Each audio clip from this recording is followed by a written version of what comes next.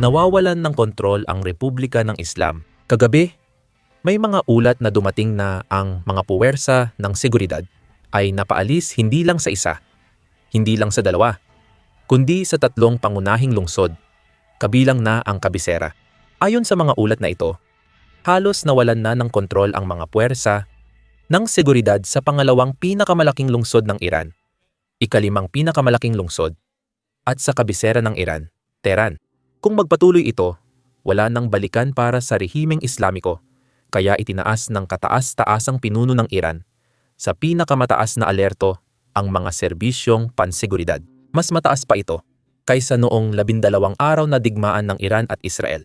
Iniutos ni Ayatollah sa IRGC, ang Islamic Revolutionary Guard Corps, na kontrolin ang pagsupil.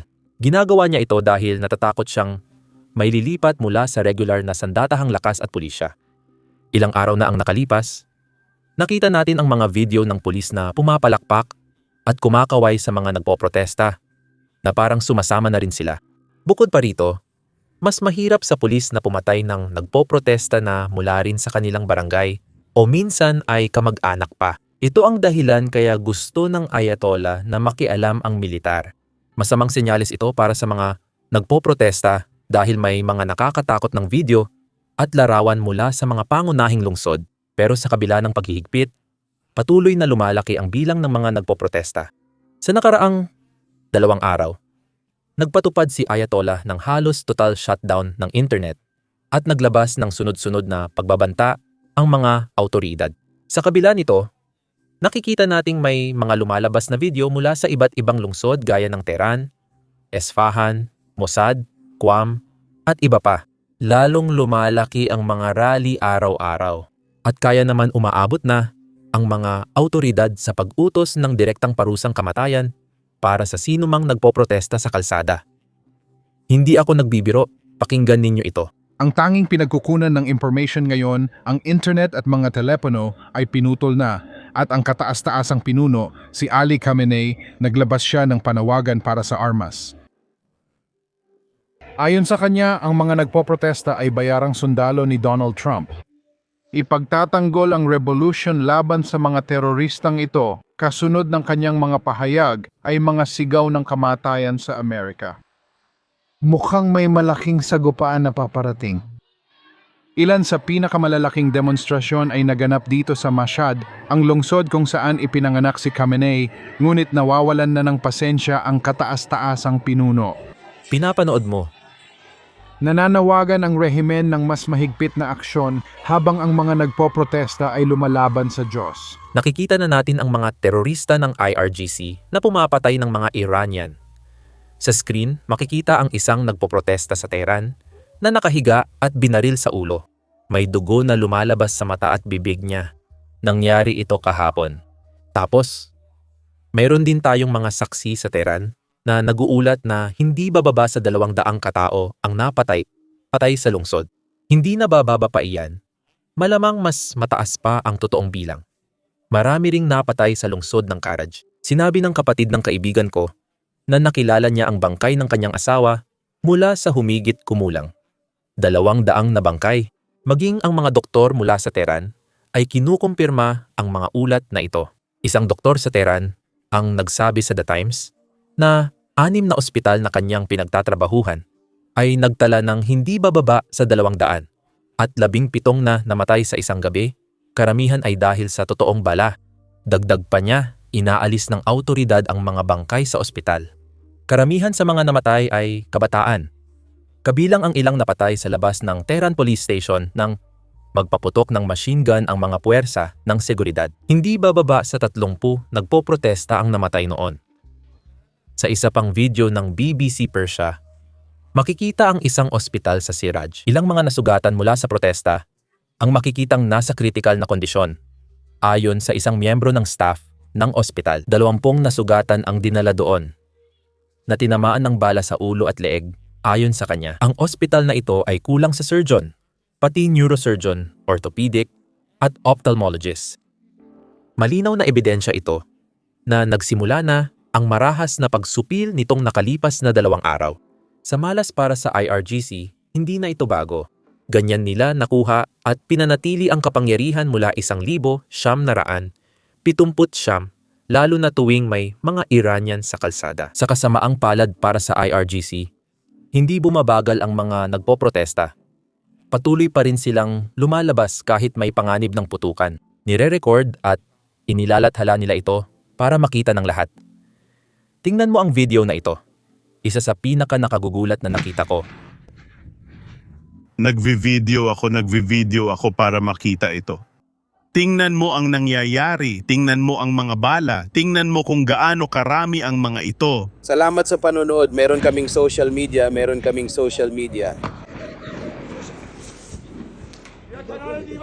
Ganito ang dahilan kung bakit pinatay ng rehimeng Iranian ang internet. Ayaw nilang makita ng mundo ang ginagawa nila ngayon. Sa malas para sa kanila, malaking tulong ang Starlink sa mga nagpoprotesta.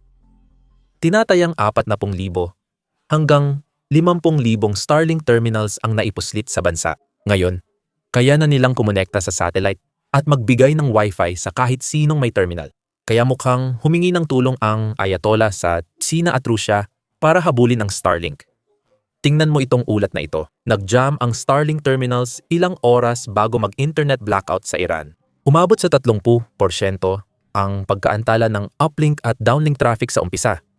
At tumaas ito sa 80% pagdating ng 10:00 ng gabi, lokal na oras. Hindi pa kailanman nakita ang ganitong uri ng panghihimasok.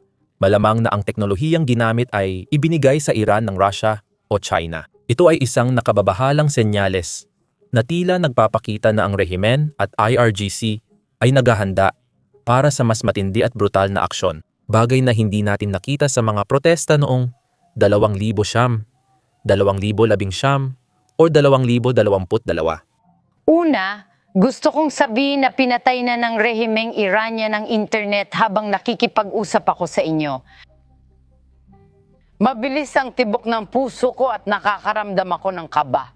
Dahil wala kaming ideya kung ano ang gagawin nila kapag sinusubukan nilang itago ang kanilang kalupitan, ang krimeng ginagawa nila laban sa sangkatauhan. Nakakatanggap na ako ngayon ng mga mensahe mula sa mga taong gumagamit ng Starlink na nagsasabing dumarami ang mga taong napapatay.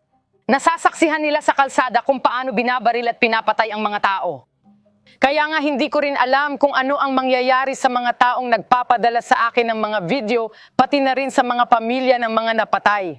Nagpapadala sila ng mensahe sa mga tao sa labas ng Iran at sinasabi, Sa kabila ng lahat ng ito, lumalabas pa rin ang mga tao sa kalsada at lumalaban sila laban sa diktadura.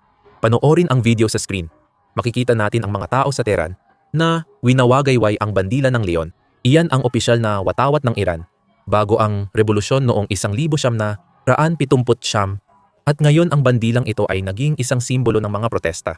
Makikita natin ang mga nagpoprotesta na may dalang larawan ni Reza Pahlavi, anak ng dating Shah ng Iran. Maraming nagtatalo ngayon kung gaano kalaki ang suporta kay Raja Pahlavi sa Iran. Na may 72 milyong katao, ang simpleng katotohanan na may ilang tao lang na may larawan niya ay di mahalaga dahil hindi naman lahat meron. Hindi rin ganoon karami ang tao at bukod pa rito, hindi siya nakabalik sa bansa sa loob ng huling 47 taon. Huwag rin nating kalimutan, napaka-brutal din ang rehimen ni Shah. Ngunit hindi dapat sisihin ang anak sa kasalanan ng ama. Ngayon, gusto ng mga Iranian ng demokrasya. At nabanggit din ito ni Raja Pahlavi sa publiko. Magiging pansamantalang leader lang siya na tutulong sa Iran mag-transition sa demokrasya. Maganda talaga ideya iyon. Pero ang ganong bagay ay gagana lang kung sapat ang suporta niya sa bansa. At pinagdedebatehan pa rin iyon hanggang ngayon. Maraming eksperto ang tumututol sa ideya na malawak talaga ang suporta sa kanyang kilusan. Sige, balikan natin ang protesta. Maraming ulat na nagsasabing sinakop ng mga nagpoprotesta ang mga highway sa malalaking lungsod gaya ng Tehran at nagdudulot ito ng malaking problema sa mga puwersa ng seguridad para makarating sila sa mga lugar na gusto nilang puntahan. Kaya talagang maganda ito. At iyan ang problemang kinakaharap ng mga puwersa ng seguridad. Wala silang sapat na kapasidad lalo na sa laki ng mga protesta ngayon.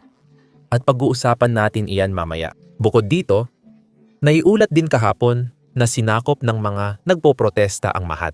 Diyan ipinanganak si Ayatollah, kaya't napakasimbolikong at banal na lungsod ito para sa kanya. at sa Islamic Republic. Mukhang napaalis na ang seguridad sa lungsod na iyon, pero ngayong gabi, mas malaki ang mga protesta kaysa noong napaalis ang mga puwersa ng seguridad. Ayon sa ilang ulat, mas malaki pa raw ang mga ito. Ganoon din ang nangyayari sa Siraj.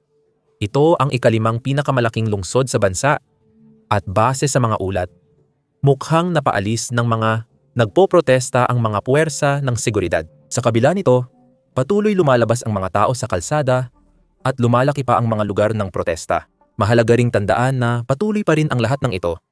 Kahit na may malawakang internet shutdown sa buong bansa, patuloy lang ang pagdating ng mga nagpoprotesta at lalo pang lumalawak ang mga protesta. Kaya sigurado akong may paraan pa rin ng komunikasyon ang mga nagpoprotesta. Baka sawang-sawa na talaga ang mga tao sa nararanasan nila at gusto na ng pagbabago kahit ano pa ang kapalit. Gusto kong talakayin dito ang problema ng mga puwersa ng seguridad. Malaki na ang bilang ng mga nagpoprotesta na tila hinahamon na nila ang kakayahan ng rehimen na supilin sila ng epektibo. Nahaharap sa limitasyon ang mga puwersa ng seguridad. Hindi sila pwedeng sabay-sabay nasa lahat ng lugar, lalo na't binabara ng mga nagpoprotesta ang highway. Dahil dito, may ulat na humihingi na ng tulong ang rehimeng Iranian sa Hezbollah at mga milisyang Iraqi na dati nitong sinuportahan. Tinawag itong Axis of Resistance, na binuo ni Ayatollah at dating komandante niyang si Qasem Soleimani. Layunin ng Axis na ito na ilayo ang digmaan mula sa Iran. Ngunit gaya ng sa 12 araw na digmaan, hindi ito nagtagumpay. At bukod pa roon, halos nawasak na rin ngayon ang Axis of Resistance. Mukhang hinihingi na ngayon ni Ayatollah ang pabor matapos magbigay ng malaking pera sa mga grupong kasama sa Axis of Resistance. Ngayon, gusto kong ilipat ang focus sa Estados Unidos. Alam nyo, sinusubaybayan ni Pangulong Trump ang protesta at nagbigay na siya ng pampublikong pahayag.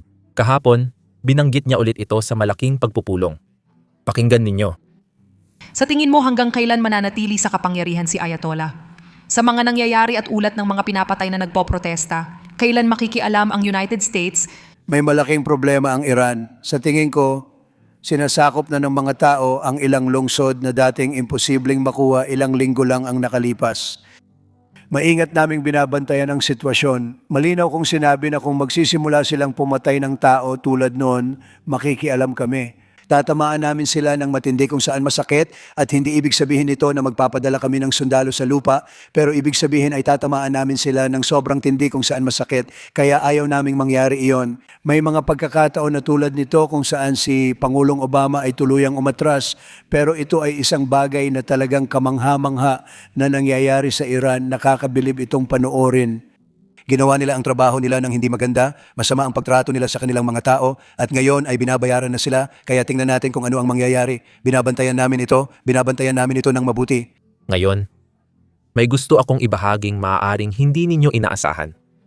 Sigurado akong lahat tayong nanonood ay nais magtagumpay ang mga nagpoprotesta. Sigurado akong gusto ng lahat na maging isang demokrasya ang Iran na namumuhay ng mapayapa. Pero nakita na natin ang ganitong kwento ng maraming beses noon. Nagkaroon tayo ng malalaking protesta noong 2000, 2019 at 2022. Sa bawat pagkakataon, pinapatay ng rehimeng Iranian ang daan-daan o libo-libong nagpoprotesta at dinudurog ang kilusan. Posible pa ring mangyari ito. Ito ay dahil may simpleng katotohanan.